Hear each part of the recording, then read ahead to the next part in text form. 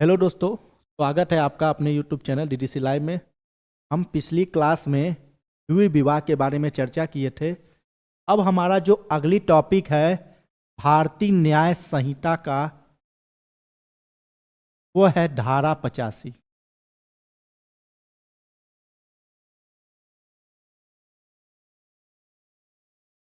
धारा 85 धारा 85 में सबसे महत्वपूर्ण जो बात है वो ये बताई गई है कि वर्तमान में ये हथियार की तरह उपयोग किया जाए। और ये बात सर्वोच्च न्यायालय के द्वारा कही गई है कि वर्तमान समय में जो आपका, यदि पुरानी आप आईपीसी पढ़ेंगे, उस आईपीसी में एक धारा थी जिसका नाम था 498A। 498A जो वर्तमान में नई भारतीय न्याय संहिता की धारा 85 बन चुका है, या कह सकते हैं भारतीय न्याय संहिता की धारा 85 पुरानी 498A का स्थान ले चुका है। इसमें घरेलू हिंसा के बारे में बताया।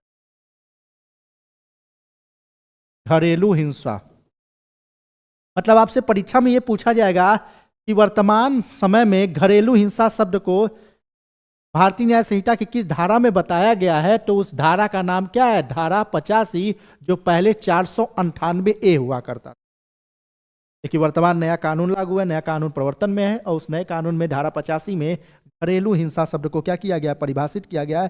तो परिभाषा, क्योंकि भारत के जो आईपीसी है, उस आईपीसी में सबसे पहली बात परिभाषा बताई गई है, और उस परिभाषा के साथ साथ उस अपराध के लिए दंड का प्रावधान भी बताया गया। जब आप धारा 85 पढ़ेंगे तो धारा 85 में यह बताया गया है कि पति या पति के नातेदार द्वारा, पति या पति के नातेदार द्वारा, नातेदार का मतलब है पति का कोई भी रिश्तेदार, उस रिश्तेदार के द्वारा, उस रिलेटिव के द्वारा किसी भी महिला की, मतलब उसकी पत्नी के साथ यदि किसी प्रकार की क्रूरता की जाती है, उसके पत्नी के साथ किसी प्रकार की मारपीट की जाती है, तो ये माना जाएगा कि उस पति या पति के नातेदार द्वारा धारा 85 के तहत क्या किया गया? अपराध किया गया है, या घरेलू हिंसा की गई।